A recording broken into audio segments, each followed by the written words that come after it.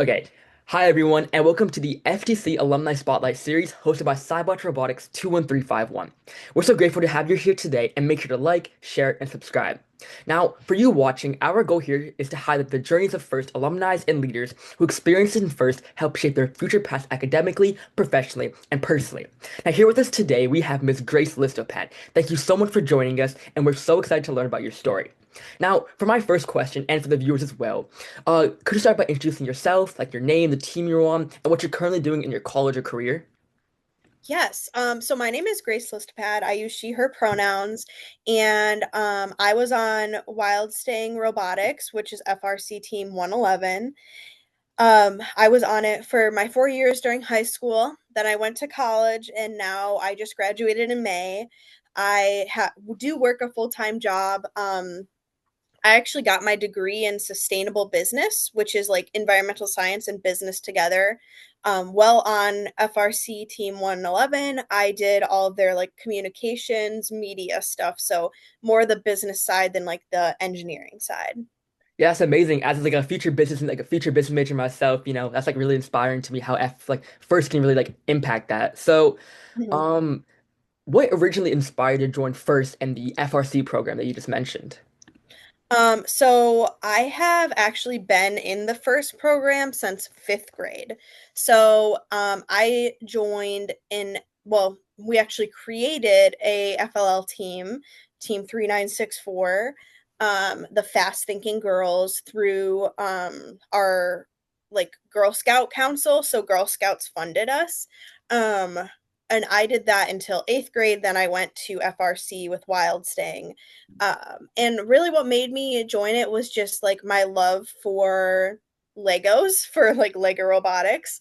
And then I really loved the project side of things, having those um, problems and then solutions. I was in FLL during Trash Trek, which was like trash problems, which I was really, really passionate about because even back then I was passionate about like the environment and things like that. So I really enjoyed my time in FLL and then in FRC. So I've been part of it for forever. I'm still part of it. I still volunteer with FLL, FRC, things like that. So and I will be part of it for forever. Like I'm making my kids do FLL and FRC. Yeah, that sounds really amazing. Yeah. So I know you've been there for like I think maybe 7 years in first, or maybe Mhm. yes, around 7 years. So out of all those seasons in FLL and FRC, what do you think that the most memorable season was for you? So I kind of have two. So for FLL, it was for sure Trash Track, which was 2016. And the reason for that being our project was based on a problem of food waste because 35% of food waste gets tossed in the trash. Well, 35% of food gets tossed in the trash. So we wanted to stop putting that all in the trash because it produces methane, which is a greenhouse gas, which we know harms the environment. So we wanted to solve that problem, and we solved that through creating the FIRF, which stands for Food into Renewable Fuel. And that basically was an anaerobic digester, which means there's no oxygen, which converts the um, food waste into methane, which then can be used, and then it converts the rest, like the solids, into like this kind of sludge, which is a really great fertilizer. So the idea was to put that in people's basements and have that be um like its own kind of like you could think of it as a composter, but it's not really a composter.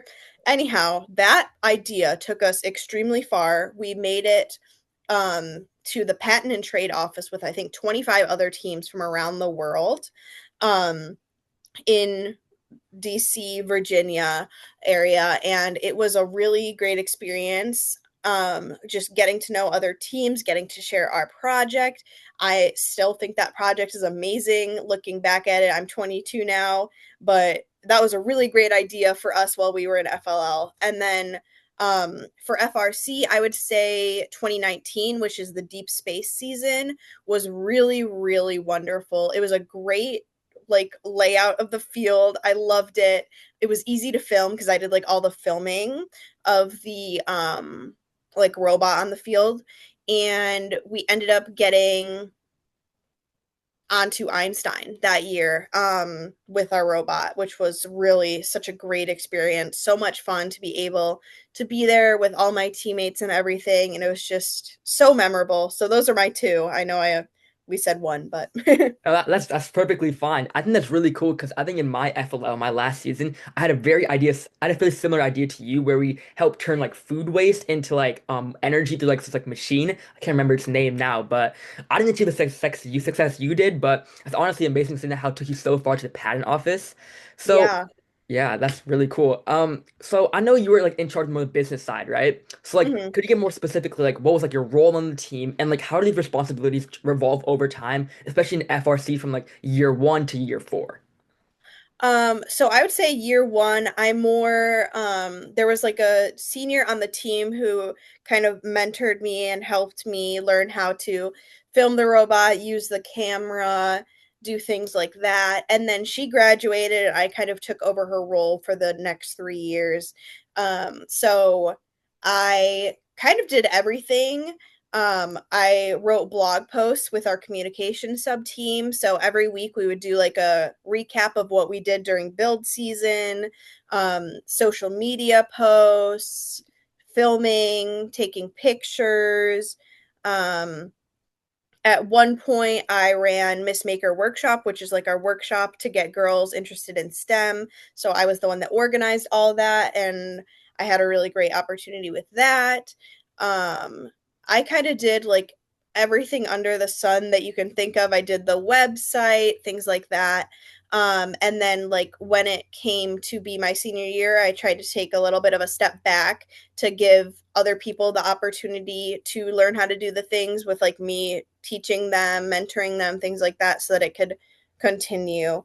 And then also I wrote most of the, not alone of course, but the Woody Flowers award, dean's list, things like that. So I was in the process of writing like all those, the um what they call now the impact award, things like that. So that was all part of my job as like a communications person. Sounds really cool. So I know you were more on like the outreach side. So was there any like technical skill that you may have learned that may have unexpectedly like been more useful later on? um I would say I learned a lot. One of the things that we had to do was learn how to use Onshape. So learning how to use that was really painful for me because I don't have that like analytical background of like engineering, but it was a very useful skill to have. I haven't really like used it in my like full-time role, but I do think it will be helpful in the future. And I do not in any sense regret doing that. And then also we learned how to use some power tools and things like that. And we had to like they had to like we basically had a test to like make sure that we knew how to use the saw and the drill and like things like that. And that's just like a good life skill to have, regardless of if you are going into engineering or not. Just like how to fix things and how to use a tool, things like that. So I think those are the two things that I can think about. Yeah, I totally agree. Because before I switched to the outreach side of my team, I was actually in the building design for 2 years. And I think Onshape was honestly one of the like more like harder parts of the build design team in general. I think again, like might not have the most analytical mind, so kind of struggled a little bit on that. So I totally relate to like what you felt. So Mhm. I know like you're 22 now. You have a job. You're done with college, right? Yeah. So how do you think like FTC, like the FTC background, like how do they come up in your college or even job applications right now? Well, I kind of there's like ways to spin it sort of. So when I'm applying for roles and I'm like when I was applying for roles that had more of like a communication focus, I would like talk about how like being on Wild Staying improved my communication skills, both like on like social media, talking in person, face to face, Zooms, anything like that. And then if it came to like more of like a analytical job with like environmental, then I would like talk about how like my passion started when I was so young with FLL and my FIRST Robotics focus.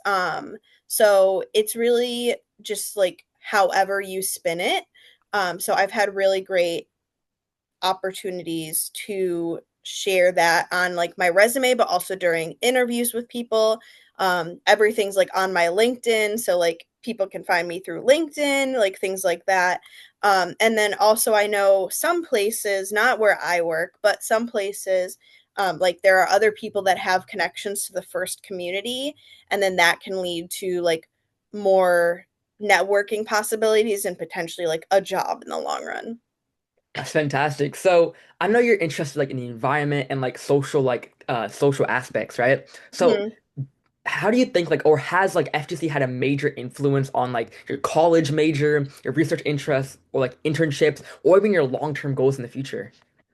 Yeah, I would say, it has, just not, like, majorly. Hmm. Um, for sure, I knew that I wanted to go into business after taking, business classes in high school and doing the business side of things for wild staying and things like that. And, like, FLL, I knew that I cared about the environment and things like that. But really, I would say being an FLL, led to a wider understanding of the world with like the projects that we were given, to be like a more cognizant citizen of like problems around the world. So you wouldn't think that like having clean drinking water is a problem because like I can turn on my tap and drink out of it just fine, but that is not true worldwide. So like being able to have that recognition is really really important and a great skill to have for like the future, which I'm now using, of course. Yeah, that makes total sense. And I know that throughout your like your first journey, you've definitely learned a lot, right? So Yeah. what advice would you give from what you've learned to current FTC students to help them and their team? I would say just try your best. I it gets disheartening when things don't work fully the way that they should, but you just have to remember that it is like a toy. It's not going to be perfect all the time, and it does not determine your worth. I think a lot of people put like their worth into their robot, because they spend so much time on it and everything like that. But you are more than a robot. First is more than robots. That's the entire thing. So just go out there and do good things and, be kind to everybody. Yeah, and on that note, I think that's really good advice. And kind of like on the again on that note, what do you think separates like a good team from like a truly exceptional one that can like actually like go to the next level, like meaning like worlds and those higher competitions? I would say there's like a few things. One of them, unfortunately, is funding. Sometimes that determines things happening. I wish it didn't, but it does. Um, and I would say just like the gracious professionalism, like you have to make sure that you are being a kind person and being supportive to other teams, like cooperation, things like that. So just keeping that in mind and being the best that you can be, as a team, but then also as an individual. But I would say honestly, try your best. If you can get like some good mentors, I think that makes a very big impact as well. But sometimes people don't have access to that. Watching YouTube videos, doing whatever you can do to improve yourself and your team, and just keep trying.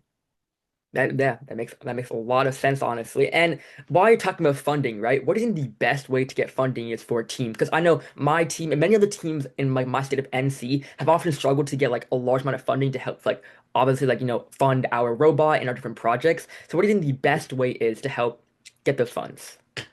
Yeah, I do not have a good answer for that Huh? actually. But I can answer from like my current role. So currently I work at a homeless shelter and homeless services, and we need funding to supply housing and supply shelter and things like that. And a few of the ways that we do that is we reach out individually to people. So not just like a social media post that says, "Hey, we would like some money from some organizations. No, like as an individual, you send an email or you make a phone call. I would say phone calls and in person are going to get you like the most hits of like people feeling like they can't say no, kind of, but like in a good way. Um, but then also like going after grants that have a focus on like STEM or robots or something like that. And then also just like good fundraising. Like it takes some time, but also like it works. Like I love a good bake sale personally. Like I if you have a Venmo with your bake sale, I will be buying something regardless of if I need something or not, just because like it's fun and I love sweets. So anything like that, I would say, and use your connections. Like if you have a parent that works anywhere, that might be able to do a sponsorship, even if it's like $250, like something is something and it all adds up. So, That makes sense. So grants, connections, and of course in-person interactions. I'll make sure to shout out to my team for sure. mhm. So we're on those like final questions or the end of our interview. So I was just wondering, if you could describe FIRST or like FRC in one word, what would that be? um, Teamwork. Okay, yeah, honestly, that makes a lot of sense. The whole point is to make sure team works together. And Mhm. yeah, honestly, the final question is, what do you hope to see for the future of FIRST or FLL or FRC? I just hope that it continues. I don't see it going anywhere anytime soon, but I hope it keeps up. I hope people keep interacting with it. Um, all FRC teams are going to say they want a water game, of course. Um, I would love to see like another environmental FLL problem, just because it's been well this year it will be have been 10 years, so nobody that did that project will be doing this project. Um, and I would say I would just love to see growth and people continuing to participate. Well, I'm on with you that one. I think an environmental like problem for FLAG would be amazing. I think like it helped inspire me a lot, made me and my team think a lot. So I think it would work a lot, especially because it's 10 years. Now, I know your story is truly inspiring, and we're at the end of my questions. So thank you so much for like sharing all your insights with us, and it'll definitely make a meaningful difference for younger students and teams across our state and hopefully the country as well. And we're excited to share your interview with the FIRST community. And again, so grateful that you're contributing to the next generation of innovators. Thank you so much for your time, and I hope you have a good rest of your day and continue with FIRST. Thank you. Have a wonderful day. You too. Bye. Bye.